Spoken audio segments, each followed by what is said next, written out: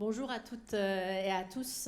Nous sommes réunis aujourd'hui pour parler, mais aussi de soutenir à notre manière le mouvement de contestation iranienne.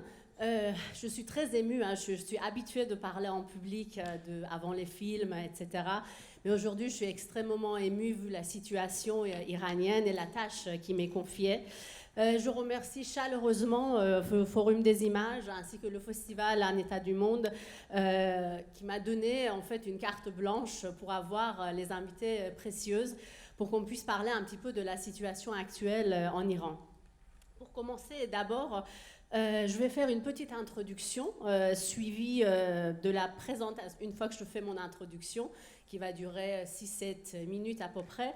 Après, je vais vous présenter amplement en fait mes invités et ensuite j'aurai quelques questions à leur poser sur la situation iranienne et on aura une dizaine de minutes, je pense, à la fin pour, si vous avez des questions, pour leur poser vos questions. Là, on va aussi, je pense, commencer un PowerPoint derrière moi où vous allez voir quelques images qui vont défiler. Alors, comme vous le savez, la violence insensée et l'absurdité de la mort d'une jeune femme de 22 ans, Mahsa Jina Amini, dans le coma après avoir été arrêtée pour avoir prétendument mal porté son foulard. Et c'était déclencheur en fait d'un mouvement sans précédent en Iran. Alors que les autorités iraniennes affirment que la jeune femme est décédée en raison d'un problème de santé préexistant, c'est la banalité de la violence de la police des mœurs qui a touché une corde sensible chez les femmes et les jeunes. D'un côté, les esprits ont été touchés par la modestie du voile de Mahsa Jina Amini par rapport aux normes plus libres du port de voile dans les milieux urbains iraniens.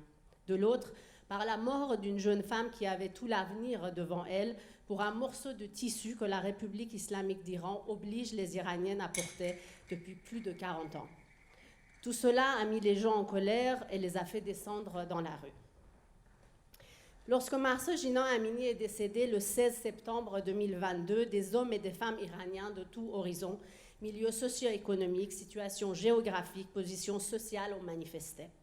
Au moment où nous parlons, selon l'ONG Iran Human Rights, l'État a tué au moins 326 manifestants, dont 43 enfants, et a emprisonné un nombre encore inconnu d'Iraniens.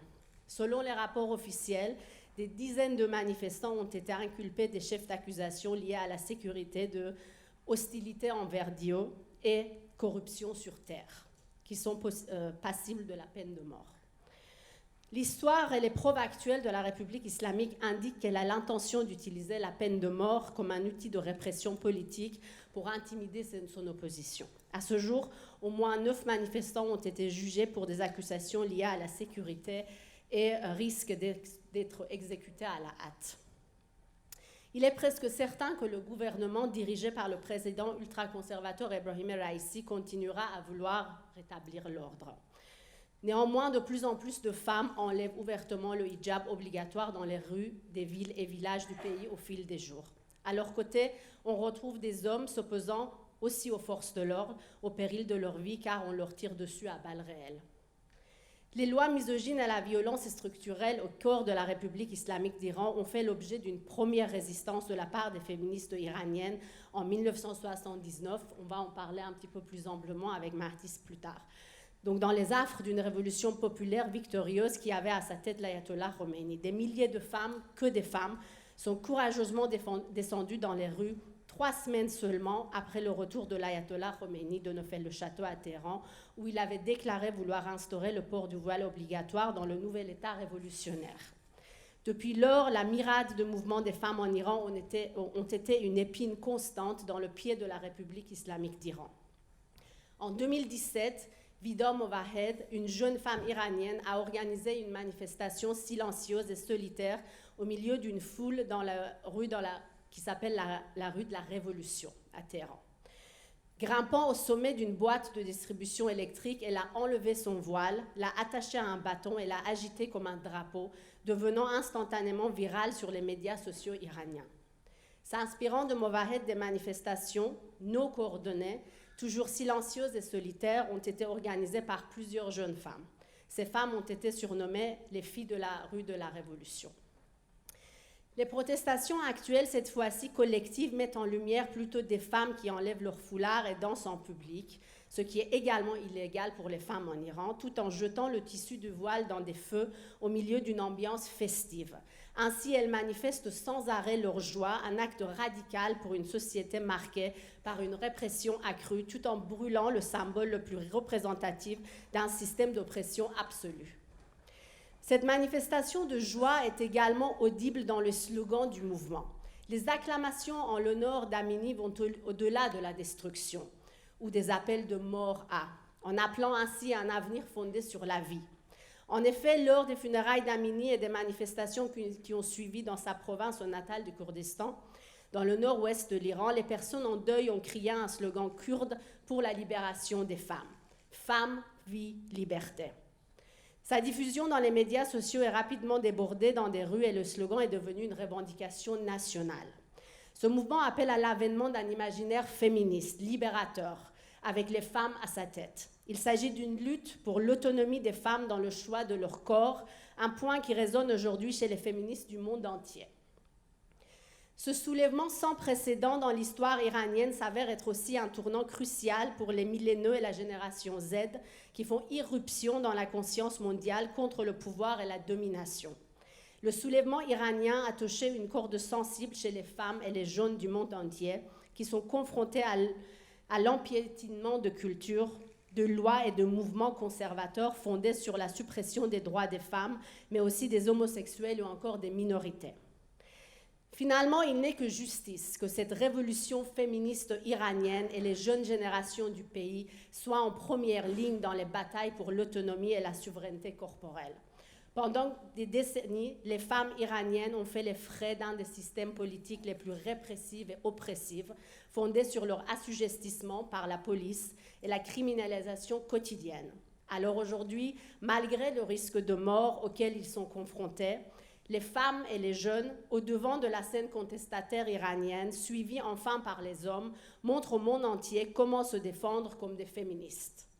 Le hashtag Mahsa Amini répand alors la rhétorique d'une révolution féministe qui met l'accent sur la vie et la création plutôt que sur le désespoir, sur la liberté plutôt que sur le contrôle. Femme, vie, liberté propose une alternative radicale au pouvoir patriarcal dans le monde entier.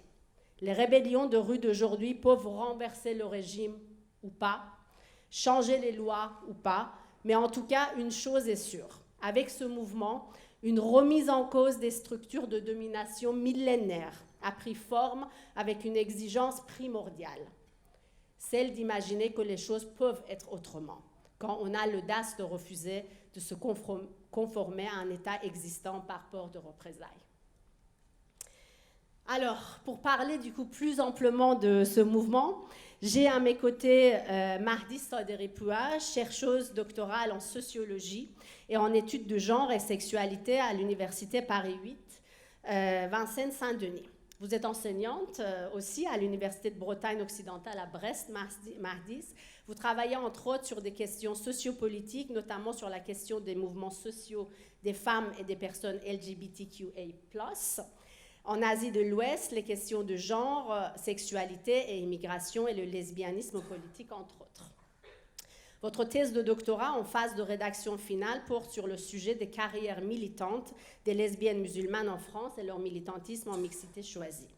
Vous êtes née et grandie à Téhéran, en Iran. Vous êtes active dans le mouvement pour les droits des femmes en Iran depuis 15 ans et vous habitez en France depuis 5 ans. Bienvenue dans notre table ronde. Je vous présente aussi Sepideh Farsi, née aussi à Téhéran. Vous êtes installée à Paris en 1984 pour étudier les mathématiques, mais très vite, vous avez dérivé vers le cinéma. Vous êtes cinéaste, vous avez plusieurs courts-métrages, beaucoup de documentaires et des longs-métrages qui ont été primés dans beaucoup de festivals dans le monde. Vous êtes notamment connu, en tout cas pour le public qui suit le cinéma iranien, entre autres pour 2 films controversés sur l'Iran. En 2009, en effet, vous réalisez le documentaire Téhéran sans autorisation, Tehran Bedoune Mojavez, primé à Locarno, où vous montrez un Téhéran assez subjectif, filmé avec un téléphone portable, pendant un des moments assez sombres de l'Iran, sous la présidence d'ultra-conservateur Mahmoud Ahmadinejad. Et en 2014, vous réalisez Red Rose, une fiction autour d'une histoire d'amour ardente, charnelle, extrêmement tabou, sous fond des contestations populaires de 2009 appelées Mouvement Vert. Bienvenue à notre table ronde cet été. Et nous avons Mina Corvoni avec nous. Mina, vous nous entendez? Oui, j'entends tout. Super. Donc Mina, j'ai perdu le fil de ce que j'étais en train de dire. Ah oui, donc vous êtes à Abu Dhabi, puisque vous jouez dans une série là-bas. Vous êtes né aussi à Téhéran. Vous êtes arrivé en France en 2010. Vous êtes diplômé de Conservatoire supérieur national d'art dramatique de Paris. Comédienne depuis assez longtemps, dans le cinéma, mais aussi beaucoup au théâtre. Vous avez joué aussi notamment dans Red Rose de Sepideh Farsi, ici présente, où vous avez joué le rôle d'une jeune femme émancipée et très libre. Rôle qui vous a obligé de ne plus partir dans votre pays natal, l'Iran. Et votre dernier rôle au cinéma est sous la direction de Jafar Panahi, emprisonné depuis juillet 2022, donc Aucun ours, film que nous allons projeter à la suite de cette table ronde en avant-première. Bienvenue Mina de loin. Merci. Alors, cher Madis, je vais vous poser la première question. Pouvez-vous nous parler de l'histoire du mouvement des femmes en Iran, nous expliquer les backgrounds historiques pour qu'on arrive à comprendre mieux en fait l'actualité? Comment en somme nous sommes arrivés à ce mouvement féministe actuel? Bonjour à toutes et à tous. Je veux d'abord remercier les organisatrices et organisateurs de cette table ronde. Et je vous remercie pour votre présence ce soir. Alors, pour répondre à cette question, je préfère bien sûr raconter une brève histoire, vraiment une brève histoire du grand mouvement pour les droits des femmes en Iran. Je mets de côté toutes les discussions terminologiques possibles qui sont importantes, mais je préfère de clarifier quelques termes et mots que j'utilise ce soir, comme le mouvement dans le contexte iranien, et comme le mot femme. Par le terme mouvement, rapidement, ce que j'entends, c'est plutôt des mobilisations organisées à n'importe quelle échelle et continues, comme on le définit dans la sociologie, mais plutôt dans le contexte iranien, des mobilisations intermittentes en raison de toutes les restrictions et limites imposées à la société civile et au milieu activiste. En utilisant le mot femme, je ne veux pas catégoriser un groupe de personnes basé sur un sexe biologique. Ce que j'entends par ce mot, ce sont toutes les personnes qui s'identifient en tant que femmes, toutes les personnes qui sont socialement considérées, traitées, donc discriminées en tant que femmes. Et par le mot femme, je parle d'une identité traversée par la lutte, comme l'explique Silvia Federici, une universitaire italo-américaine. Alors, c'est important de savoir plus sur l'histoire du mouvement des femmes, du mouvement pour les droits des femmes en Iran, parce qu'aujourd'hui, particulièrement depuis 2 mois que les gens sont dans la rue en Iran, on entend beaucoup parler de réveil des femmes iraniennes. Je ne vais pas discuter les raisons et les objectifs des discours qui reproduisent ce genre de propos. Ce que je veux vous montrer ce soir, c'est que les femmes iraniennes ne sont pas récemment éveillées contre l'inégalité qu'elles peuvent subir ou précisément contre le voile actuellement, aujourd'hui en Iran. On peut retracer les activités collectives et organisées des femmes iraniennes, des femmes en Iran pour leur droit de l'égalité. Pour leurs droits et égalité, pas seulement ça, mais aussi participation des femmes iraniennes dans les moments les plus sensibles de l'histoire politique en Iran contemporain depuis plus de 115 ans. Parmi plusieurs activités collectives des femmes iraniennes, on peut identifier 4 tournants historiques dans l'histoire du pays. Parfois, ces activités sont en association avec les politiques étatiques, parfois son opposition à ces politiques. Le premier tournant, c'est la présence des femmes dans la révolution constitutionnelle en Iran entre 1905 et 1911. C'était une révolution contre le règne despotique des Shahs Qajar. Et pendant cette révolution, on voit plusieurs activités organisées par les femmes pour défendre la révolution et pour participer dans cette révolution, et bien sûr pour négocier et discuter leurs droits civils dans le pays. On voit par exemple un grand sit-in dans le sanctuaire d'Abdel-Azim en avril 1905. Ensuite, plusieurs activités financières et économiques comme le collecte de l'argent par les femmes iraniennes pour la Banque nationale de l'Iran ou le boycott des produits étrangers en 1905 et d'autres activités comme par exemple la création, la formation pour la première fois des centres culturels, des associations des femmes, des magazines iraniennes, des magazines pour les femmes iraniennes, des écoles pour les filles, des hôpitaux pour les femmes, etc. Il y a un chiffre important, entre 1906 et 1923, au moins 25 associations officielles des femmes sont créées en Iran. Un millier de femmes ont rejoint ces associations. L'histoire de la création et formation des organisations des femmes en Iran, c'est important parce qu'on va voir dans d'autres tournants politiques historiques en Iran, comment les organisations des femmes ont joué un rôle très important dans les révolutions, dans les moments sensibles, moments politiques sensibles en Iran. Sur la question du voile, très rapidement, entre 1848 et 1936, on voit plusieurs femmes qui font des activités anti-voile, qui étaient à l'époque, il faut faire attention, quelque chose plutôt traditionnel et religieuse, pas politique, comme on l'a connu en Iran post-révolutionnaire, c'est-à-dire la révolution de 1979. En 1936, sous la dictature de Reza Pahlavi, le père du dernier Shah d'Iran, la loi sur l'interdiction du voile en public a été approuvée, mais quand il a quitté le pays sous la pression étrangère, cette loi a été également annulée. Il faut faire attention que cet acte n'est pas considéré aujourd'hui comme un acte féministe ou libérateur, parce que le roi d'Iran avait l'ambition de moderniser le pays basé sur les critères occidentaux et qui limitait de ces homogènes nationalistes de la région comme Kemal Mustafa Atatürk, le dictateur de la Turquie en époque. Le deuxième tournant, c'est la révolution de 1979 contre la monarchie iranienne, et on voit la participation massive des femmes à cette révolution, non seulement dans les combats de rue, mais surtout dans les organisations et d'opposition et les grands groupes de militants plutôt de gauche.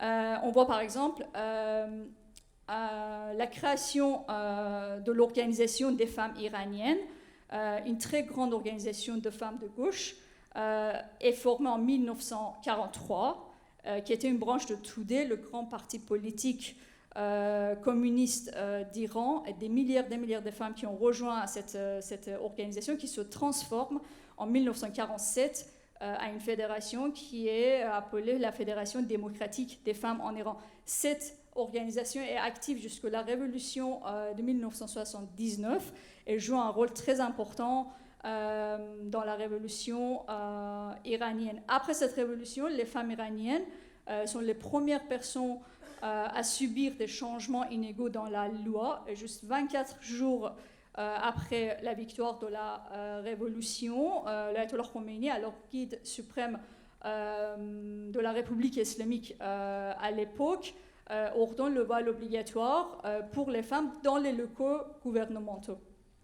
Les femmes iraniennes descendent massivement dans la rue, mais finalement, malheureusement, le 27 septembre 1981, le voile devient obligatoire pour les femmes en Iran dans les locaux publics, et progressivement, dans quelques mois, pour toutes les femmes en Iran et en public. J'arrête ici. Il y a beaucoup de choses sur cette histoire de mouvement des femmes pendant la révolution constitutionnelle et la révolution qu'on appelle parfois révolution islamique, parfois révolution iranienne. Je préfère la révolution 1979. Voilà. Super, merci Mardis. Du coup, c'est vrai que ça nous met un peu en perspective pour voir aussi que le mouvement des femmes a déjà existé depuis toujours en fait en Iran et qu'à chaque fois qu'il y a eu des inégalités, parce que les inégalités et la répression n'est pas malheureusement que, disons, fruit de la République islamique et qu'auparavant aussi, comme un peu partout dans le monde, les femmes sont oppressées plus que les autres. Et du coup, comme Mardis s'arrête à ces mouvements de 1979, cher Sepideh, si j'ai la bonne mémoire, vous faisiez partie de cette jeunesse de début de la révolution iranienne en 1979. Vous étiez dans les rues, me semble-t-il. Est-ce que pouvez-vous nous parler du coup du rôle des femmes déjà dans l'aboutissement de cette révolution qu'on pensait démocratique à l'époque, et nous expliquer un petit peu par rapport à votre expérience personnelle, ces premiers jours de la Révolution, les manifestations féministes de 1979, et à votre avis, pourquoi ça n'a pas abouti comme on le pensait? Bonsoir. Alors j'étais dans la rue, mais j'étais quand même une gamine, j'avais 12 ans, 12-13 ans, donc c'était pas la jeunesse, disons, j'étais active, effectivement, je traînais mes parents avec moi, mais je pense qu'on était tous d'accord, et de toute façon, voilà, j'étais collégienne, donc je remets en perspective parce que, voilà, mon point de vue est celui de l'époque, et même avec la distance, reste quand même l'expérience d'une gamine de 12-13 ans. À cela, j'ajoute que on venait de quitter, moi je suis née à Téhéran, mais juste un an avant la Révolution, ma famille a quitté Téhéran pour aller s'installer à Mashhad, et l'ambiance était très différente. Mashhad est une grande ville au nord-est de l'Iran, ambiance moins religieuse maintenant, mais quand même ça reste un pôle religieux, à l'époque ça l'était quand même plus. Je dis ça avant de répondre à ta question parce que les mouvements contre le voile obligatoire donc Esfand Panjo Haft, donc mars 79, n'ont pas eu lieu en province. C'est majoritairement à Téhéran que ça a eu lieu, ou uniquement à Téhéran. C'est quand même, il faut le dire, contrairement à ce qui se passe aujourd'hui en Iran, c'est quand même vraiment important. Il faut souligner la différence d'atmosphère et de mobilisation par rapport à cette question précise entre la capitale et les villes de province, même une grande ville comme Mashhad. Donc moi, j'en ai entendu vaguement parler de ces manifs. Et je sais que j'ai une tante qui était venue de Paris. Mon oncle et ma tante vivaient à Paris, étaient exilés depuis 15 ans, une quinzaine d'années. Ils sont rentrés avec ce fameux avion qui a emmené Khomeini comme le premier avion. Et puis, ils sont restés quelques mois, ils sont repartis. Et quand ils nous racontaient ça, ça nous semblait, étant à Mashhad, que c'était une question secondaire, que c'était pas si important que ça. Et en fait, c'est de là qu'est parti le virage vers l'acceptation, ou pas acceptation, en tout cas vers l'imposition de ce voile obligatoire, sans qu'il y ait eu réellement une résistance, parce qu'il y avait même si elles étaient nombreuses à Téhéran, dans les autres villes, et puis parmi les hommes, et dans d'autres couches de la société, ça n'a pas eu un retentissement suffisant. Donc très vite, en fait, le régime a pu les étouffer. Ça, c'est une chose. Ensuite, ce que je voudrais raconter, oui, comme expérience, c'est les premières fois où, justement, dans les manifs unitaires, puisqu'en fait, les manifestations sont devenues très massives assez rapidement, à partir d'un certain moment, en fait, où les premières fusillades ont eu lieu. Alors, il faudrait que je cherche les premières dates, mais quand je me souviens de grandes manifestations où très vite les portraits de Khomeini ont été hissés et les gens se sont en fait mis, derrière lui en pensant que cette unité allait faire partir le Shah plus rapidement, ce qui était vrai, sauf que Khomeini avait promis de se retirer au bout de 6 mois et de partir à Rome et de faire pour qu'il y ait des élections libres, ce qui n'a pas eu lieu du tout. Donc c'est là où...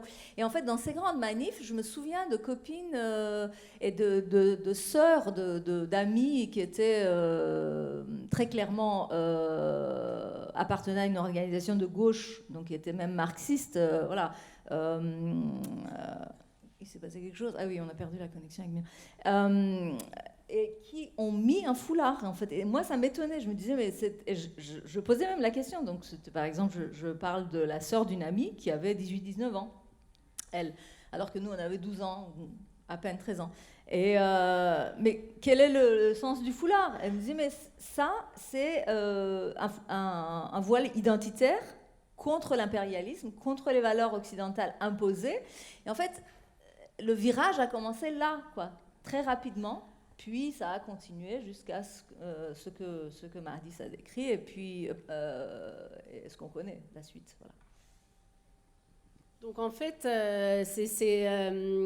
donc c'était un mouvement finalement urbain que des femmes, à ce moment-là, quand elles ont manifesté, parce qu'en fait, on peut dire que dans les autres endroits en Iran, on a été tellement peut-être subjugués, heureux aussi que cette révolution aboutisse, c'est ça, qu'on a pensé que c'était vraiment marginal et que même si, en fait, finalement, ce foulard était un symbole contre l'impérialisme, bah, tant mieux, on va l'utiliser comme ça. Marginal et secondaire comme question, c'est-à-dire que dans l'ordre... les Iraniens à l'époque, me semble-t-il, je crois que rares sont les gens qui vont le contester, en tout cas à part ceux qui étaient pro-monarchie, ça c'est évident, une majorité d'Iraniens voulaient le départ du Shah, pour des raisons X ou Y. Bon. Et en fait, dans cette lutte pour le départ du Shah et pour la fin de la monarchie, la question du voile et la question de pluralisme politique semblait secondaire. Et c'était une erreur monumentale, évidemment. On s'est fait avoir complètement. Mais ça, je le dis avec la distance. Je veux dire, on a mis des années. Et de pouvoir dire, bon, même moi, en tant que gamine de 12-13 ans, je devrais prendre ma part de responsabilité, mais surtout les adultes, je pense qu'on a mis des décennies avant de pouvoir formuler là où on a bifurqué, on est sorti du droit chemin de dire mais non, c'est pas secondaire, c'est primaire et c'est primordial. Il faut savoir où on va. Bon, aujourd'hui c'est autre chose. Hein, là, on va en parler après, mais en tout cas de se mettre derrière une figure qu'on ne connaissait pas, qui avait une espèce d'aura.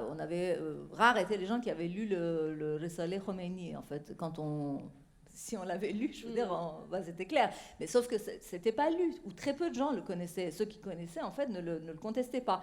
Du coup, voilà, il y a une espèce de leurre énorme, et la perte des droits fondamentaux des femmes en faisait partie, malheureusement.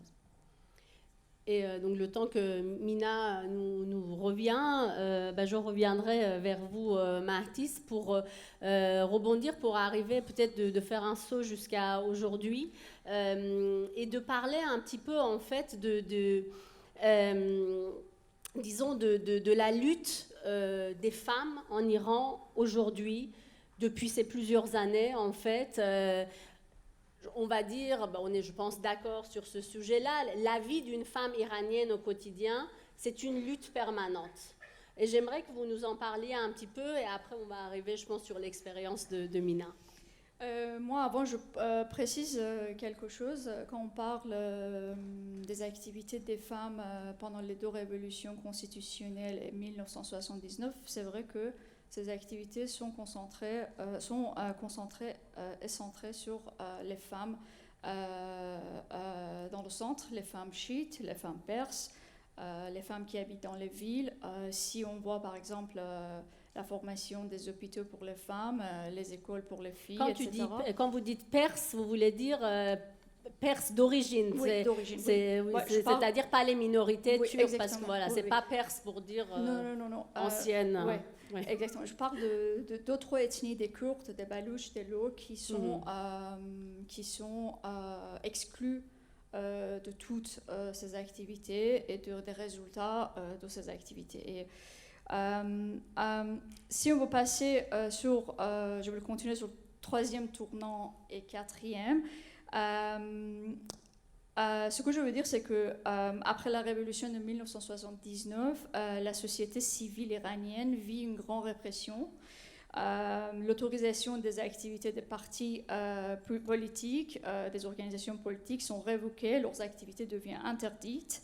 Mais les femmes iraniennes continuent leurs activités au sein des collectifs, des associations, parfois en secret, parfois légales même, parce qu'on avait quand même des associations féministes par les femmes iraniennes pendant la gouvernance de la République islamique. Dans les années 2000, on voit la formation des campagnes féministes pour lutter contre l'inégalité des droits des femmes et des hommes, si on se concentre sur cette binarité sexuelle et de genre administratif en Iran, on voit par exemple des rassemblements, des réunions et des manifestations des féministes iraniens. Ici, on peut parler du féminisme et des féministes iraniens dans le sens qu'on connaît. Et tous ces rassemblements, ces réunions, ces manifestations, certainement sont réprimés par l'État. Un des grandes campagnes féministes avec des branches internationales, c'est la campagne 1 million de signatures par les féministes iraniennes, dans lequel les féministes étaient concentrés sur les droits des femmes au sein des familles ou dans l'institution de mariage, etc. Dans les années 2010, on voit d'autres campagnes organisées par les féministes iraniennes en Iran, et on voit que les activités de ces féministes est plutôt limitées dans les associations, à l'université, etc. On ne voit pas des organisations, par exemple, des femmes qui sont autorisées à mener leurs activités, etc. En 2017, une mobilisation indépendante, au début, appelée les filles de la rue de révolution, ou les filles de révolution, Dokhtaran Engelab, s'est formée. Des jeunes femmes ont retiré leur foulard, elles l'ont accroché à un bâton, notamment dans les rues bondées, pour montrer leur opposition et leur désaccord avec le voile islamique. Et maintenant, depuis septembre 2022, on voit ce qui se passe en Iran après la mort de Jina Amini Mahsa. Peut-être on va y revenir, je vais juste reprendre, si vous voulez bien, Mina, et puis on va revenir du coup sur cette partie-là.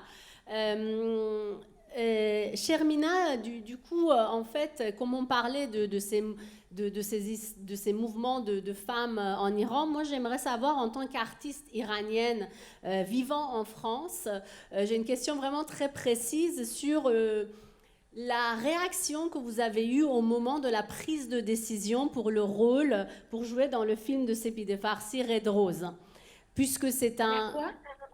Alors, je vais parler plus fort, vous m'entendez comme ça?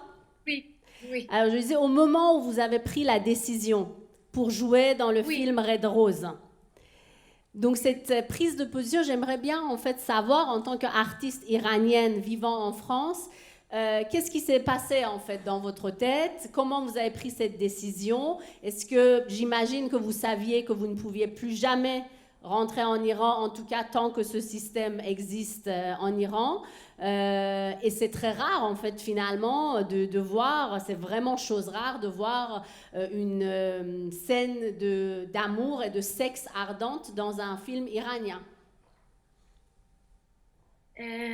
D'abord, bonsoir à tout le monde. Moi, je ne vois pas le public, mais je salue tout le monde. Il faut dire à ça que moi, j'ai grandi en Iran. J'ai grandi jusqu'à 22 ans en Iran. Donc, en fait, j'ai vécu mon adolescence en Iran.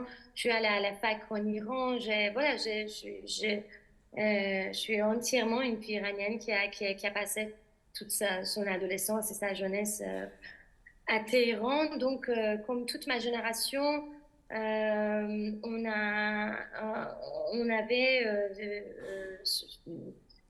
on avait une espèce de rage, une espèce de colère, une espèce de, tu vois, on avait quelque chose de un peu révolté en nous tous. Et moi, j'ai grandi dans ça. Et je me souviens quand je vivais en Iran, déjà, en tant que comédienne, je souffrais beaucoup parce que le cinéma iranien de l'époque, déjà, n'était pas comme maintenant, que voilà, il y a tous ces films qui a de plus en plus encore c'était assez limité. Et moi, je me disais toujours que jamais dans aucun film iranien, on montre l'image, l'image de la jeunesse iranienne. Et ça, c'était quelque chose qui m'a énormément obsédée parce que je voyais à quel point la jeunesse iranienne est moderne, à quel point ça n'a rien à voir à ce qu'on montre dans les films, en fait. Et, et, euh, et quand je suis venue en France, parce que tout simplement j'avais envie de continuer ma carrière d'actrice dans la liberté, et vraiment aussi bête que ça, je rêvais de jouer sans foulard. Vraiment, vraiment, je rêvais de ça toute ma vie.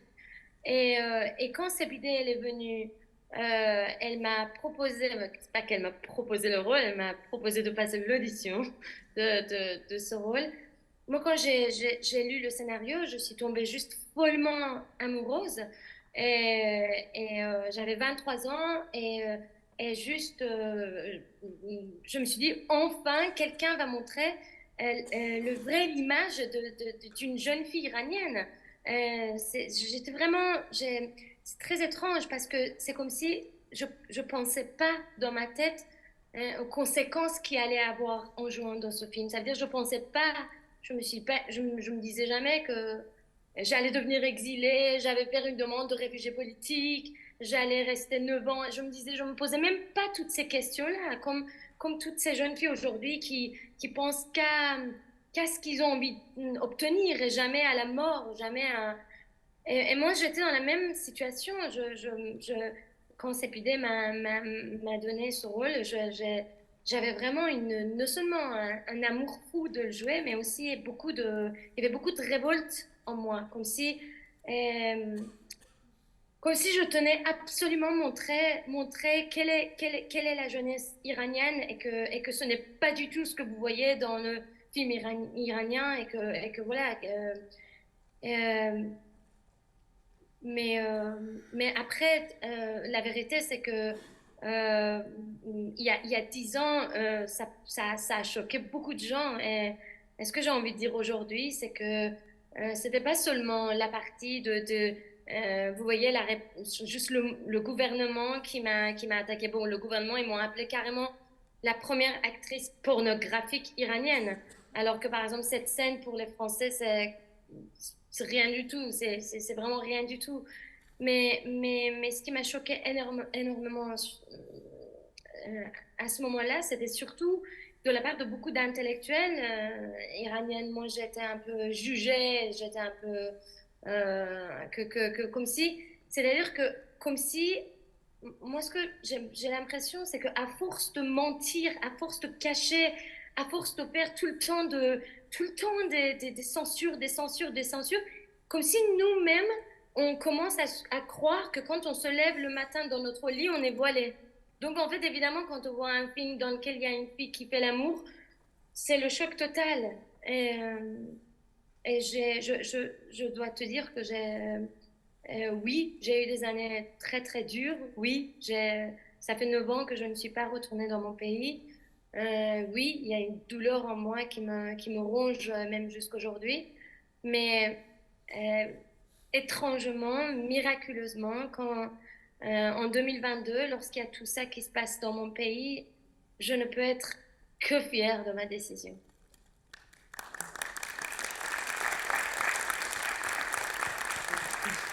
Je ne sais pas si j'ai répondu à tes questions ou pas. Les gens sont en train de vous applaudir, chère Mina. Ah bah j'entends pas, je suis désolée, j'entends pas. C'est ça, tout le monde a applaudi du coup cette décision et ce courage. Et il faut dire que oui, il y a un système répressif en Iran, mais il y a aussi des tabous sociaux, culturels. Et en fait, tant que l'art ne soit pas ouvert à un moment donné et que les représentations ne se multiplient pas, que ça soit au niveau du corps de la femme, pas que la beauté, toute forme en fait de la nudité ou aussi de aussi pouvoir voir les contestations, les minorités, etc., etc. Tant que les représentations, en fait, ne se multiplient pas, bien évidemment que les gens ne seront pas habitués. Il faudrait qu'il y ait un système ouvert pour que on puisse en parler. Et du coup, Sepideh John, je vais rebondir là-dessus. Vous, en tant qu'artiste, j'aimerais bien avoir votre avis là-dessus de ces histoires de représentation de femmes dans le cinéma iranien ou, par exemple, la représentation des minorités. De quelle façon, en fait, dans le cinéma officiel, non officiel, censuré, oui. Et puis après, on peut parler. Oui, comme le disait Mina, effectivement, très justement, à force d'obéir à des règles et de se mettre des lorgnards comme ça, on se dit, bon, dans la vraie vie, c'est comme ça. La femme, elle se voile devant son fils, devant son mari, devant... La représentation de la femme est ainsi. Donc, à ça, j'ajoute, juste pour l'anecdote, évidemment que dans la vie, les gens se touchent, mais à l'écran, dans le cinéma iranien qu'on connaît même, d'illustres cinéastes et des films primés, que hommes ou femmes, qu'on a pu voir ici, vous, spectateurs non iraniens, ou même les Iraniens ou les Iraniennes, peuvent ne pas remarquer, mais si je vous en fais la remarque, vous allez y réfléchir et vous allez dire, ah mais c'est vrai, un homme et une femme ne se touchent jamais dans les films. Même au lit, la femme porte le foulard. Alors c'est bizarre de dormir, elle est maquillée et puis elle porte le foulard, elle se réveille. Même il se lève en cauchemar dans la nuit avec le foulard. Exactement. Et donc, vous dites, tiens, c'est drôle, ça, comment est-ce que... Ou alors, si par exemple, il y a une dispute et il y a quelque chose comme ça, ou bien la lumière est éteinte et ça se passe dans le noir, ou bien ça se passe derrière une porte fermée. Même dans le film que Farhadi, par exemple, a tourné ici, Le Passé, il me semble que la scène, si je me souviens bien, la scène de dispute entre Bérénice Bejo et Mossafa a lieu derrière une porte fermée, puisqu'en fait, il fallait qu'ils se touchent, et c'est pas possible, parce que pourquoi ? Ça se passait ici, c'était filmé ici. Mais comme Farhadi vivait en Iran, vit toujours en Iran, ça posait problème après. Donc ce genre, ou alors dans l'autre film, le choix d'un couple de comédiens qui sont mariés dans la vraie vie pour qu'ils puissent se toucher à l'écran et que ça n'enfreine pas la loi, l'interdiction. Donc je parle de Penélope Cruz et de Javier Bardem qui sont mariés et femmes dans la vraie vie. Et là, ça passe, il n'y a pas de problème. Donc vous, spectateurs, vous voyez ça, vous vous dites, de quoi on parle? Mais en fait, il y a tout un tas de choses. Là, c'était des exemples très, très flagrants, mais il y en a plein. En fait, moi, quand je tournais en Iran, parce que j'ai quand même réussi à faire quelques films en Iran, malgré toutes les difficultés. Ils ont tous été censurés. Aucun de mes films n'a jamais été projeté en Iran, mais j'ai pu quand même les tourner. Et en fait, un simple geste pour toucher un comédien homme, donc, c'est tout de suite un saut en arrière, oh là là, attention. Et donc, vous dites, mais dans l'équipe, on est une équipe, on est en train de travailler, il n'y a pas de souci. Mais non, il y a toujours des gens qui informent le ministère. Et donc, même si vous voulez diriger le comédien et lui montrer comment faire le geste, c'est impossible d'outrepasser. Tout un tas de choses que vous pouvez... Et donc quoi, je disais, la représentation et les minorités ethniques, bien sûr, et religieuses. Jamais, il me semble, j'ai pas souvenir, moi, ni d'un personnage de religion chrétienne, juive ou zoroastrien. Il y a des minorités religieuses en Iran, jamais montrées. Les minorités ethniques, parfois... On a eu des films tournés très stéréotypés en fait, c'est ça le problème. Tout à fait. Au sud, on a eu le Davande de Naderi, il y a Bachou de Beyzaï. Ça existe, mais effectivement très stéréotypé quand même. Je dirais que, alors effectivement la mixité de la population iranienne aussi a beaucoup changé. Hein. Il faut dire qu'il y a d'abord il y a plein de phénomènes sociologiques qui étaient en cours déjà, c'est-à-dire que l'exode rural était déjà entamé et grandement en marche, mais ça a été accéléré après la révolution de 78 79, il y a une mixité ethnique il y a notamment énormément de Azeri qui sont venus s'installer à Téhéran et puis d'autres, gens issus d'autres ethnies qui sont allés s'installer, des Kurdes par exemple aussi, moins, les Baloutches moins je pense, il y a moins de mixité avec les Baloutches, mais en tout cas néanmoins ils sont sous-représentés dans le cinéma iranien. C'est sûr. On a très très peu de personnages bien campés, issus d'autres ethnies et puis d'autres minorités, alors là les LGBTQ, oublions, ça c'est totalement il y en a quelques-uns, mais encore très peu. Extrêmement, rare. Comment dire, rare, et avec énormément de difficultés. Et donc, je voudrais, avant de finir ce volet d'intervention, juste à titre d'exemple pour les auditeurs non iraniens, rappeler quelques-unes des lois qui frappent, en fait, quand on parle de la belle campagne de 1 million de signatures qui ont été récoltées, où beaucoup de femmes se sont retrouvées en prison après pour avoir initié cette campagne. Il faut savoir qu'une femme iranienne mariée ne peut pas quitter le pays sans l'autorisation de son mari. Si elle n'est pas mariée, sans l'autorisation de son père. Donc, pardon ? Ah oui. Je pensais qu'en cas de divorce, la garde des enfants à partir de l'âge de 7 ans est confiée au père, quel que soit l'état physique, moral, économique du père. S'il en demande la garde, ça lui est confié systématiquement à partir de... Alors, je ne sais pas s'il y a je crois qu'il y a une distinction pour les filles et les garçons. Il y a un âge, je crois... C'est 2 ans pour les garçons, 7 ans pour les filles, il me semble. Crois, ouais.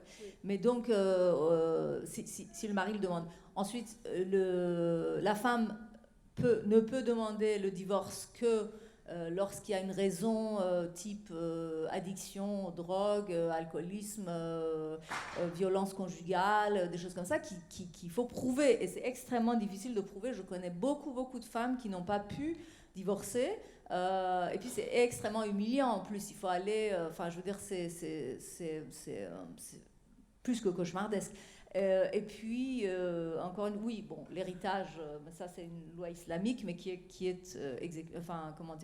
respectée en Iran, à savoir que l'héritage d'une femme est la moitié de l'héritage d'un homme. Et puis, lorsque vous allez en procès, le témoignage d'une femme vaut la moitié de celui d'un homme. Donc, pour condamner quelqu'un, il faudrait 2 femmes, ou 2 fois plus de femmes, en tout cas, pour contredire la parole d'un homme.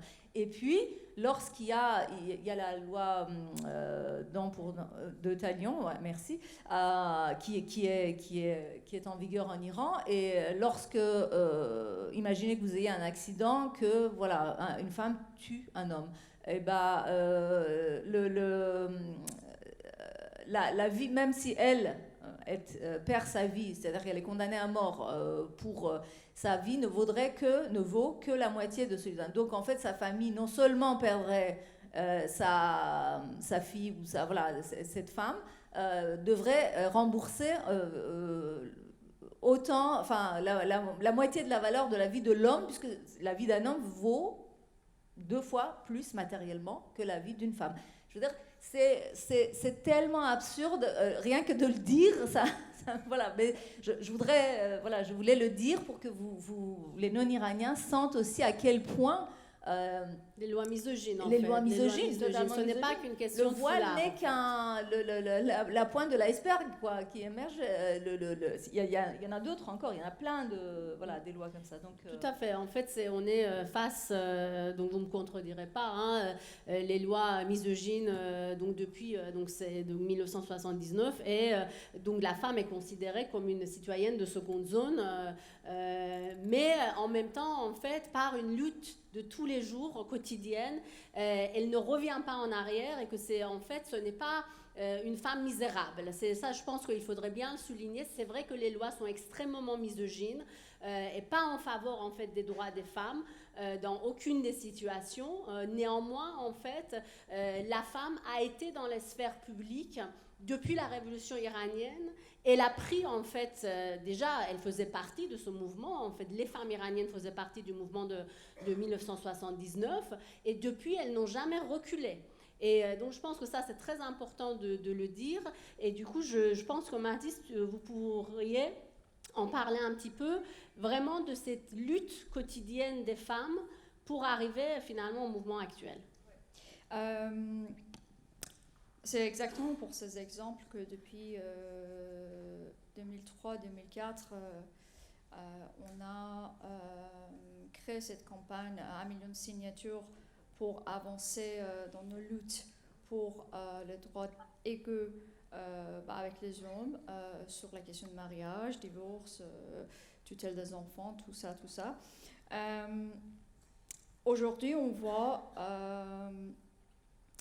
que Mahsa Amini Jina était tué par la police des mœurs. La vie des femmes, des gens qui sont identifiés administrativement en tant que femmes en Iran, qui sont obligés à porter le voile, moi je l'appelle une lutte quotidienne parce que depuis, si je ne me trompe pas, 2006, la police des mœurs existe en Iran, dans les rues iraniennes, dans toutes les villes. Avant aussi, ça existait au nom de comité, depuis le début. On a toujours eu la police des mœurs, mais le nom a changé. Oui, après la révolution de 1979, on avait d'autres institutions qui étaient chargées pour le voile des femmes dans le public. Mais après, cette version qui a été créée pendant la présidence de Mahmoud Ahmadinejad, c'est je crois à partir de 2006-2007, et toutes les femmes iraniennes qui sont dans la rue, qui sont obligées de passer devant ces polices, qui peuvent être arrêtées pour leur voile ou leur mauvaise voile, qui est appelée comme ça par l'État iranien. Et beaucoup d'autres choses. Et ce n'est pas seulement la question des femmes, c'est la question des personnes homosexuelles, c'est la question des personnes trans, des femmes trans, des hommes trans, qui sont dans plusieurs cas arrêtés par la police des mœurs parce qu'il y a plusieurs femmes trans qui n'ont pas l'autorisation pour le changement du sexe. J'utilise ce terme parce que c'est le terme qui est utilisé par l'État iranien. Et qui peuvent être arrêtés par la police des mœurs parce qu'elles ont porté le voile, le maquillage, toutes les choses qu'on identifie comme féminin, ou au contraire des hommes trans qui sont obligés administrativement, qui n'ont pas des documents identitaires des hommes, mais qui ont des documents identitaires du genre de leur naissance, c'est-à-dire des femmes, les documents féminins, qui ne portent pas le voile et qui sont arrêtés par la police des mœurs parce qu'elles n'ont pas porté le voile et parce qu'elles sont des femmes.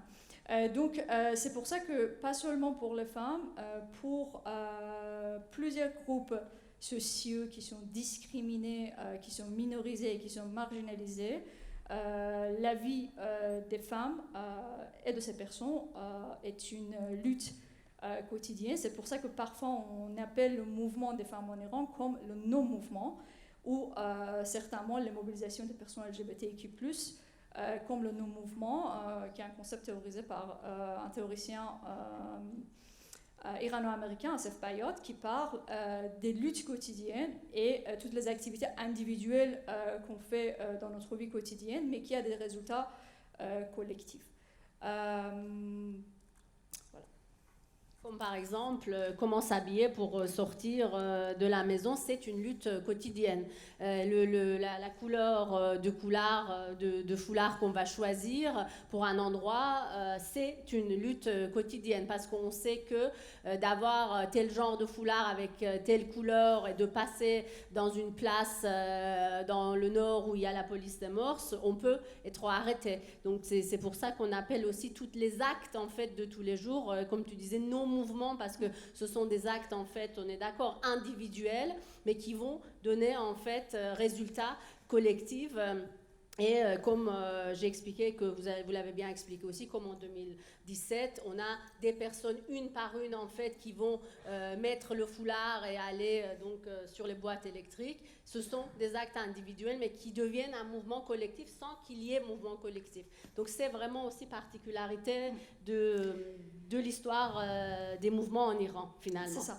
Et aussi j'ajoute quelque chose, je crois que cette lutte, cette résistance quotidienne et cette lutte quotidienne nous a aidé de devenir de plus en plus intelligentes. Dans les années 2000-2010, nos camarades se faisaient être arrêtés par la police des mœurs pour être parmi les femmes qui étaient arrêtées, qui étaient dans les centres, non des centres commerciaux. Centre de guidance. Oui, c'est ça. Pour distribuer les brochures qu'on faisait sur les objectifs de campagne à 1 million de signatures.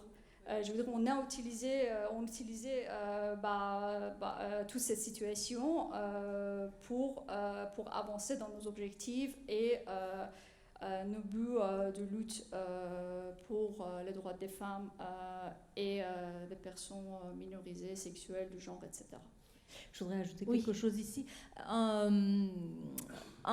Vous invitez à chercher sur Internet. Je pense que vous pourrez trouver le film. Il doit être accessible sur YouTube, il me semble. Si vous, en tout cas, tapez le titre We are half of Iran's population. Donc de Rakhshan Bani, une des plus grandes réalisatrices iraniennes. Voilà. Merci d'en avoir parlé. De cette campagne. Et c'est très intéressant parce que ça montre la façon dont la résistance des femmes s'organise, cette campagne s'organise. Ça montre aussi la mixité à l'intérieur du mouvement même, contrairement à ce qu'on pourrait croire, et je tiens à le souligner parce que c'est quand même très, très beau. Il y a des femmes extrêmement religieuses et croyantes, et pourtant même le tchador, qui participent à ce mouvement, qui en font partie. Aujourd'hui, par exemple, parmi les photos que tu nous as montrées, il y a Fatemeh Sepehril, c'est l'une des figures les plus connues. C'est une femme de martyr et elle est croyante, elle porte le tchador, mais elle défend la liberté, justement, et le choix, la fin du voile obligatoire, et pour cette raison-là, elle a été emprisonnée, elle a même disparu. Je crois qu'on n'a pas de ses nouvelles depuis plusieurs semaines.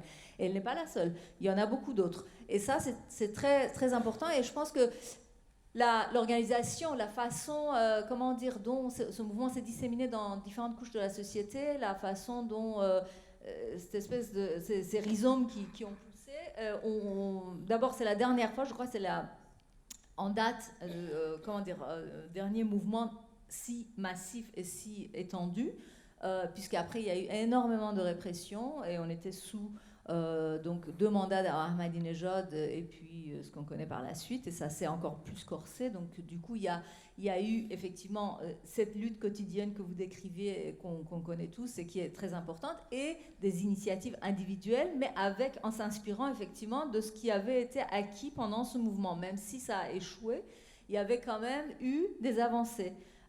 Beaucoup de ces femmes ont quitté l'Iran ou sont encore en prison, font des sorties, sont libérées sous caution puis retournent en prison.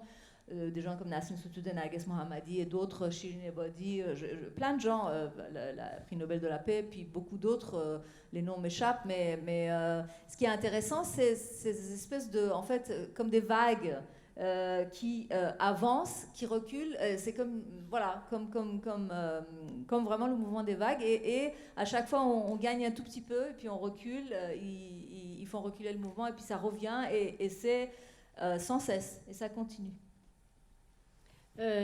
Oui, c'est vraiment intéressant de parler de cette pluralité finalement au sein de ces mouvements. On parle de mouvements féministes, mais ceci ne veut pas dire qu'il n'y a pas d'hommes. Il y a beaucoup d'hommes aujourd'hui dans les rues. Vous avez vu les photos qui ont défilé.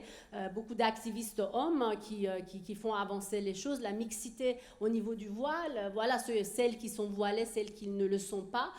Donc c'est pour ça que ce mouvement n'est pas du tout un mouvement contre le voile, mais contre une image répressive, symbolique en fait, d'un État extrêmement répressif. Ça, c'est vraiment important à le souligner. Et du coup, en parlant de ces hommes-là, j'aimerais bien, même si à la séance prochaine pour le film, Aucun ours, on va un petit peu parler de cas de Jafar Panahi, mais j'aimerais quand même parler de Jafar Panahi ici, puisque c'est un activiste aussi, c'est un cinéaste, mais aussi un activiste. Il n'y en a pas beaucoup. C'est vrai qu'on a beaucoup de cinéastes qui disent énormément de choses à l'intérieur de leurs films, mais Jafar Panahi est vraiment un activiste aussi à côté. C'était un des premiers hommes qui était devant les stades de foot en Iran, et il militait avec des placards en fait pour qu'on puisse faire rentrer les femmes pour regarder les matchs de foot.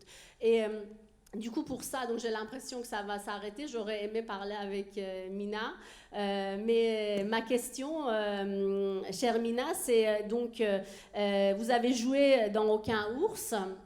Et sans spoiler bien sûr le film, vous jouez le rôle d'une jeune femme kurde d'Iran, coincée depuis 10 ans en Turquie. Donc on sait qu'on en a parlé, la représentation des minorités dans le cinéma iranien, c'est extrêmement fade finalement, et assez erroné en général. Et je pense que c'est une des rares fois finalement où on voit en fait des Kurdes à l'écran sans vraiment beaucoup, disons, appuyer sur ce côté kurde. Néanmoins, j'aimerais savoir en fait comment vous avez appréhendé ce rôle. Est-ce que vous pouvez un petit peu nous parler du rôle de cette femme kurde en Turquie? Déjà, j'ai envie de préciser quelque chose, c'est que Jafar, il n'était pas du tout dans... tu sais, moi, la première fois que il m'a parlé... Déjà, moi, j'ai envoyé une vidéo de présentation de moi-même. Ça, c'était mon audition. C'est-à-dire que je devais raconter dans une petite 10 minutes qui je suis, qu'est-ce que j'ai fait. Et évidemment, j'ai dit que voilà, ça fait 10 ans que je ne suis pas retournée en Iran, ça fait... et après, il m'a envoyé ce monologue de Zara, qui est ce moment où elle est face caméra. Donc, en fait, j'avais même pas lu le scénario quand et en fait, vous aviez juste votre rôle, en fait. Vous aviez juste votre rôle. Juste la description oui, de votre rôle. Oui. C'est-à-dire qu'en fait, non, j'ai lu après, mais quand il voulait savoir si c'est moi qui va jouer dans son film ou pas, il m'a demandé juste de lui envoyer une vidéo de présentation. Et une fois que la décision a été prise, il m'a envoyé son monologue de Zara. Et juste ça. Il m'a rien dit, il m'a donné aucune explication que c'est une Kurde ou c'est une Turque ou c'est une... Il voulait... Parce que c'est vrai que ce monologue, c'est comme un...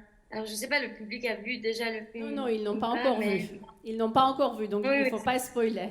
Oui, je savais pas que c'était avant ou après. Mais c'est comme vraiment... Zara, c'est une tragédienne. C'est vraiment comme son rôle, c'est comme des tragédiennes grecques pour moi dans ma tête. Et la première fois que j'ai lu son monologue, j'ai inconsciemment vraiment versé des larmes parce que ça ressemblait beaucoup à un monologue que j'écris pendant ces 2 dernières années sur une espèce d'autobiographie que je monte dans le théâtre. Mais tellement ça ressemblait à tout ce que je ressentais, alors que je ne suis pas kurde, alors que j'ai pas été en prison en train d'être comme torturée, ou juste c'est un monologue de cri. Donc en fait, j'ai très envie de préciser que pour Jafar, c'était pas du tout la seule chose qui nous parle, en tout cas qui me parlait tout le temps en permanence, c'est que Zara, c'est une femme forte. Zara, elle a un cri en elle, un cri qui est étouffé et qu'il faut que ce cri, ça soit explosé. Et moi, la première fois quand je l'ai joué, le fait que moi, je ne peux plus, parce que moi, quand je suis partie en Turquie, moi, je ne pouvais pas le voir parce que lui, il était en Iran, lui, il ne peut pas être là parce qu'il ne peut pas sortir de l'Iran. Donc j'étais très chargée émotionnellement parce que vraiment, j'étais dans une sorte de colère que c'est quoi ce pays qu'on peut même pas travailler ensemble. Moi, je peux pas aller là-bas, lui, il peut pas sortir. Et du coup, comme j'étais extrêmement dans cette pensée-là, la première fois que j'ai joué ce rôle devant lui, la première prise, j'ai pleuré. j'ai vraiment trop pleuré. Et Jafar Panahi, il m'a dit, mais Mina, Zara, c'est une femme forte. Zara, c'est un symbole de toutes les femmes iraniennes. Moi, j'ai envie que ça... Et en plus, c'était bien avant de tout ce qui se passe aujourd'hui en Iran. Et il n'avait pas prévu que tout ça, ça allait arriver. Je voudrais que tu montres une image forte. J'ai envie que... Et j'ai vraiment... Je ne peux pas vous dire mes émotions parce que j'ai en même temps beaucoup appris de lui. À quel point, même dans sa situation qui ne peut pas sortir de l'Iran, il est concentré sur son travail déjà. Et deuxièmement, c'est qu'il ne voulait pas montrer une femme fragile ou soumise. Il ne voulait pas montrer ça. Et donc, puisque tu m'as parlé de son côté kurde, jamais il m'a peut-être lui-même dans son scénario certainement, mais avec moi, je pense tout ce qu'il voulait, c'est que moi je pousse ce cri et c'est tout. Et il m'a jamais, il est jamais rentré dans psychologie, il est jamais rentré dans, il est kurde, il était en prison, il me disait juste, c'est quelqu'un qui veut qui veut exploser. Et c'est comme ça qui s'est passé entre nous. Et, le fait que donc il n'était pas là, puisque en fait une partie du film est filmée en Turquie où vous étiez, et lui donc il était à la frontière, comme on le voit aussi dans le film. Est-ce que vous sentiez qu'il se sentait bloqué par rapport à cette situation, ou non, en fait, on avait l'impression qu'il était là avec vous en Turquie? Mais c'est ça, en fait, ça c'est la grande leçon que j'ai appris de Jafar Panahi, en fait. Parce qu'évidemment, avant que je le connaisse, je savais que c'est Jafar Panahi, je savais qu'il est mondialement connu, je savais. Mais pour moi, c'est ça, c'est là où il m'a impressionné le plus. C'est que je suis rentrée dans un lieu de tournage, et comme n'importe quel acteur ou quelle actrice, premier regard que j'attendais, c'était le regard de mon metteur en scène. Donc j'étais très frustrée par manque de ça. Mais lui, il était tellement là, il était tellement présent. Et il faut dire quand même qu'il était entouré par son équipe merveilleuse qui tourne souvent, tout le temps, ses films, son chef-op, son chef-son, qui joue dans le film aussi, et surtout notamment Monsieur Nader Saïba qui est son plus qu'assistant, qui est son collaborateur artistique. Et donc, nous, on faisait des scènes, on l'envoyait, il était avec nous en Zoom, comme moi maintenant avec vous, et il voyait les prises et il nous donnait des retours. Donc, en fait, il était même plus présent que quiconque. C'est ça qui est incroyable. C'est qu'il était même vraiment toute l'équipe avait cette j'ai pas envie de dire peur, mais cette espèce de peur que l'équipe peut avoir de son réalisateur. Donc il était très présent. Il était il était pas là physiquement, mais il était vraiment là. Et il n'était pas du tout, mais jamais je l'ai entendu, même pas une fois dire que je suis pas là. Je pense que c'est quelqu'un qui est on se disait avec Reza, qui joue dans le film aussi, qui est son chef son, je pense que c'est quelqu'un qui est vraiment obsédé par faire son film. Il a dit récemment dans enregistrement qu'il a envoyé à un festival qui disait que même le plus important, même plus que les prix pour moi, c'est de faire un film. Et c'est ça qui est... Et jamais on l'a entendu en disant se plaindre que je ne suis pas là, que je ne suis pas avec vous et que j'aurais voulu être avec vous. Jamais. Merci. Donc en fait, c'est ça aussi la lutte quotidienne de chaque Iranienne et chaque Iranien, chacun à son niveau, que ce soit un cinéaste interdit de filmer ou une femme qui doit sortir de chez elle. C'est vraiment une lutte de tous les jours qui continue. Et ce courage-là, en fait, que les gens restés sur place c'est vraiment admirable, qu'on le voit chez les artistes, chez les journalistes et aussi tous ces jeunes anodins qu'on ne connaît pas, dont on ne connaît pas le nom. Et c'est de ça qu'on parlait. Je pense que c'est en cela que c'est intéressant aussi de faire le parallèle de travail de Jafar Panahi avec ce qui se passe aujourd'hui. Et du coup, parlant du coup de ce mouvement, Sepideh-Jeanne, est-ce que vous pouvez nous dire un petit peu où est-ce que nous en sommes aujourd'hui? Grande question. On est... D'abord, je dois dire que, évidemment, c'est un avis... enfin, j'ai pas d'avis. Voilà, on navigue à vue, je crois tous. On espère qu'on va aboutir cette fois-ci, on y croit. Mais comment dire, comment prévoir, comment prédire, où en sommes-nous aujourd'hui? Aujourd'hui, on est à quelques jours un prochain grand appel à manifester en Iran à partir de, je crois que ça va être mercredi, jeudi et vendredi prochain. Les appels sont lancés, ça commence à se propager. Les équipes à l'intérieur et à l'extérieur travaillent. Et je dis ça parce qu'en fait, les activistes, cette fois-ci, non pas qu'en 2009, ça ne fut pas le cas, mais cette fois-ci, c'est encore beaucoup plus le cas. Les Iraniens de l'intérieur et de l'extérieur sont main dans la main, malgré les divergences politiques, malgré tout ce qu'on peut croire sur les différences de méthode, malgré les égos, les carrières, les agendas de chacun, de chacune. Il y a quand même une unité qui s'est créée, qui est extraordinaire et qui est vraiment... là pour la première fois, je dirais. Et ça aide dans la mesure où, en plus, le mouvement, comme vous l'avez sans doute constaté, n'a pas de leadership du tout pour l'instant. Donc on parle de plein de gens, plein de noms sont évoqués, on va constituer un conseil de transition, etc. Mais pour l'instant, ces noms sont évoqués, mais il n'y a personne qui guide, Donc, les mots d'ordre sont lancés, en fait, à l'intérieur. Et ce que je trouve extraordinaire, c'est cette... comment dire, moi je passe, en fait, je m'endors avec le Twitter, je me lève avec le Twitter, j'ai toujours le téléphone, même là, je regardais avant de venir quels sont les derniers tweets avec les...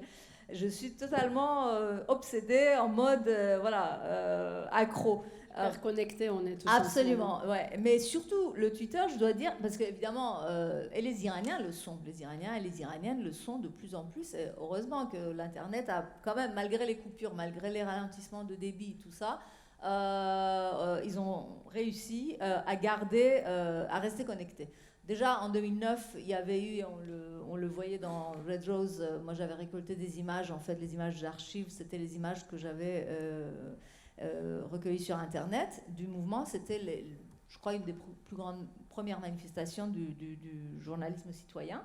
Et les Iraniens font encore preuve de la même chose de façon beaucoup plus organisée. Donc, des médias comme Facebook, bien sûr, Insta, Telegram, tout ça, ça existe en Iran et tout ça, c'est interdit. Ça n'empêche que M. Khamenei lui-même a un compte Twitter, M. Raisi aussi, il tweet, donc c'est interdit, mais on le fait quand même. Donc voilà les contradictions de l'Iran.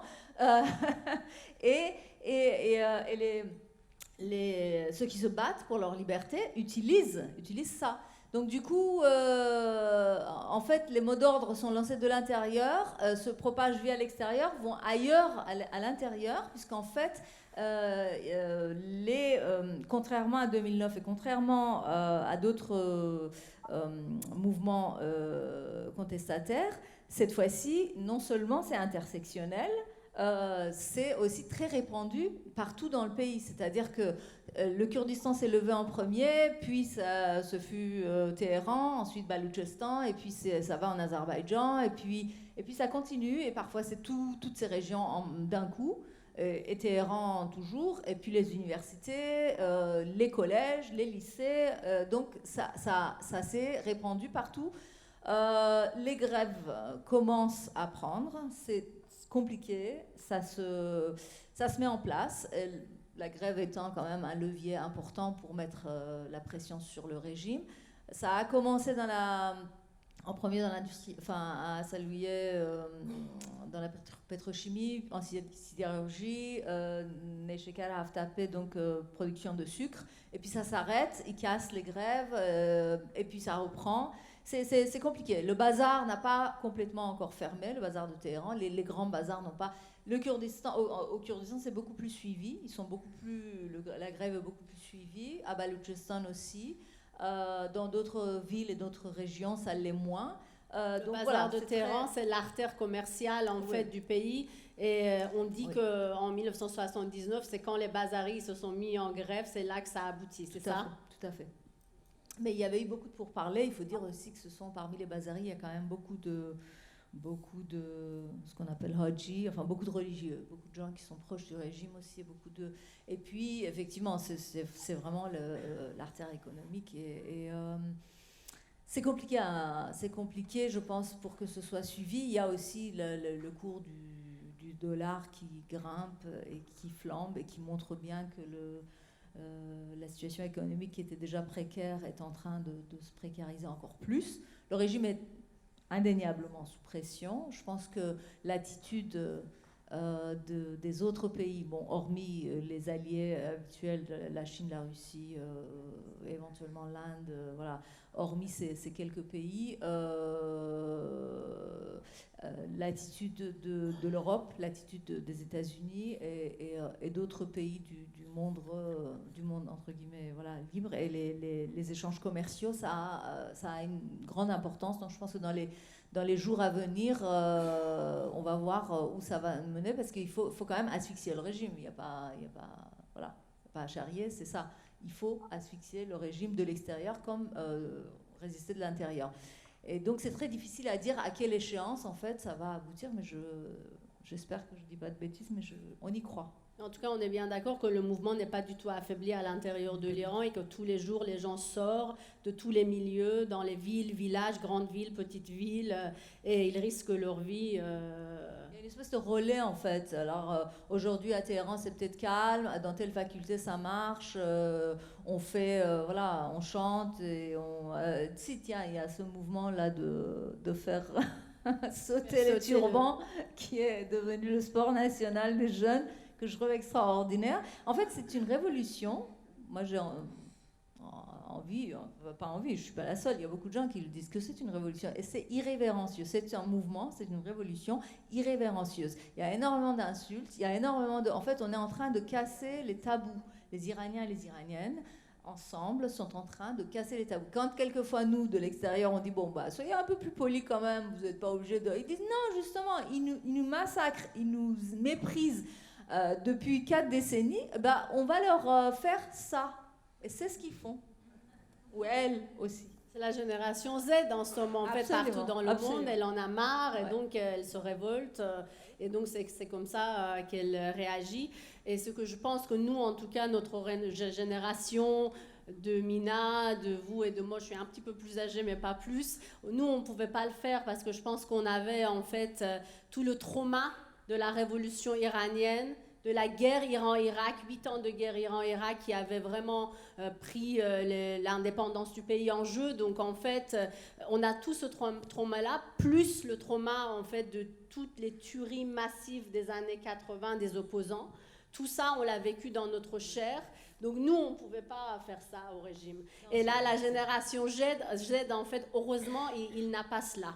Donc c'est pour ça qu'il arrive, je pense, à aller au-devant de la mort. Et c'est ce que nous, on ne pouvait pas le faire. Et avant de passer, du coup, je pense, la parole à la salle, je vais terminer avec une donc question, Mahdis John, si vous voulez conclure, et aussi parler peut-être de la place de la communauté LGBTQA+, dans ce mouvement-là en Iran, puisque à l'extérieur, dans la diaspora, et cette communauté-là est extrêmement active dans le mouvement de diaspora qui soutient le mouvement iranien. Ouais. En fait,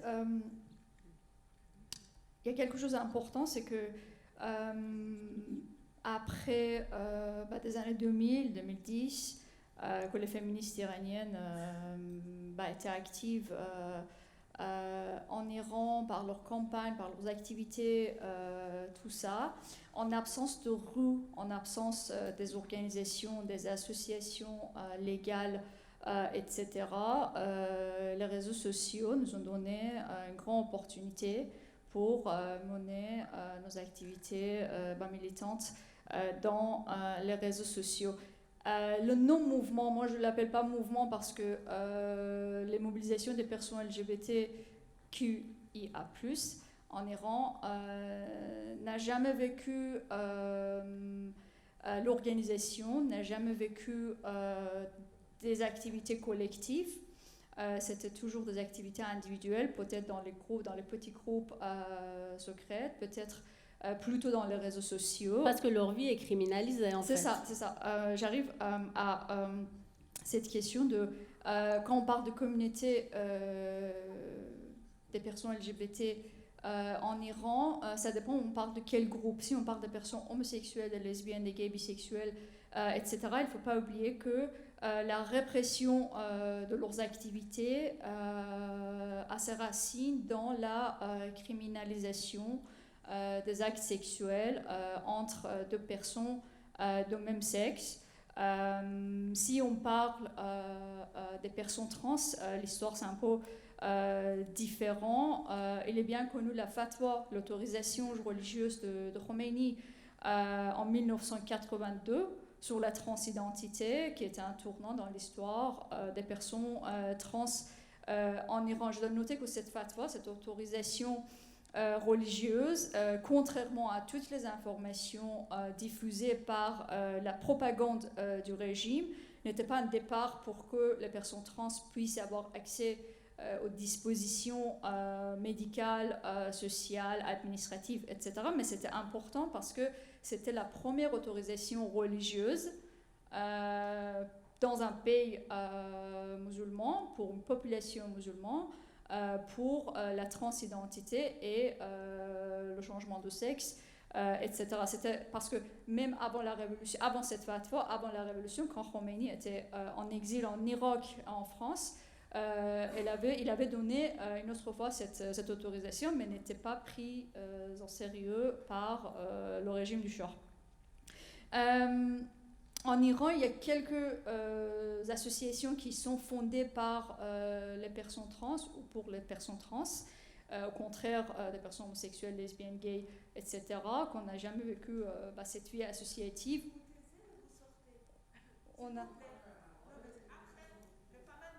On vous donne la parole dans 1 minute. Ouais.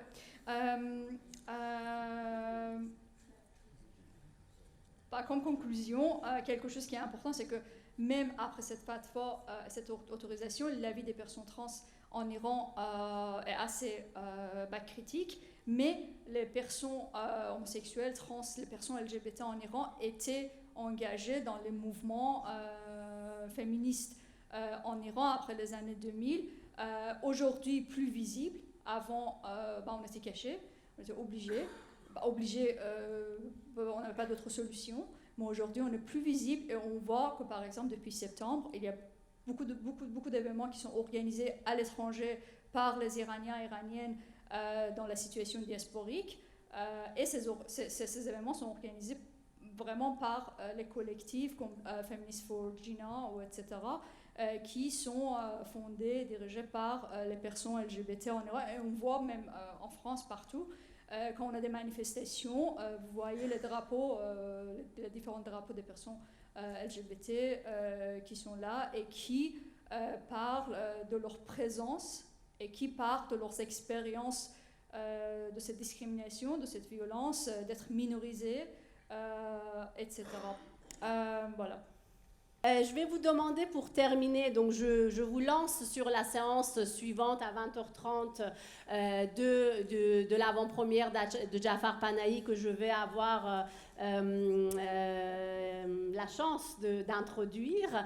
Et puis, pour terminer déjà, je vais vraiment vous remercier d'être venus soutenir ce mouvement, chacun avec vos convictions. On n'est pas obligé d'avoir les mêmes points de vue, les mêmes convictions. Néanmoins, ce qui est important, c'est de soutenir un mouvement pour la liberté. Et ça, c'est vraiment important. Je vous remercie vraiment au fond du corps. Ne lâchez pas ce peuple qui est vraiment en train de se battre après 43 ans de répression. Dans quelques jours, il va y avoir en fait des Jeux olympiques, des Jeux de la Coupe du Monde. Les médias vont parler que de ça, donc ne nous lâchez pas, partagez les vidéos. Ça, vraiment, ne pensez pas que partager quelque chose, c'est rien. c'est vraiment quelque chose pour le peuple iranien, pour les femmes iraniennes.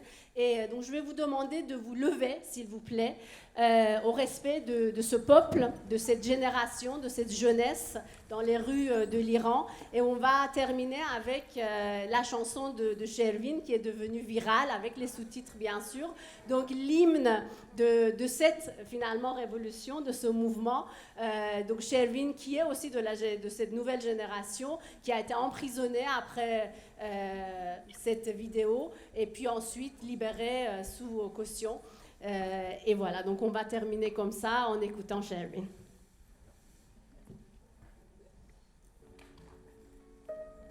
برای توی کوچه رقصیدن، برای ترسیدن به وقت بوسیدن، برای خواهرم، خواهرت، خواهرامون، برای تغییر مغزها که پوسیدن، برای شرمندگی، برای بیپولی، برای حسرت یک زندگی معمولی، برای کودک زباله‌گرد و آرزوهاش، برای این اقتصاد دستوری، برای این هوای آلوده، برای ولیعصر و درختای فرسوده، برای پیروز و احتمال انقراضش، برای سگهای بیگناه ممنوعه، برای گریه های بیوقفه، برای تصویر تکرار این لحظه، برای چهره‌ای که میخنده، برای دانش آموزا، برای آینده، برای این بهشت اجباری،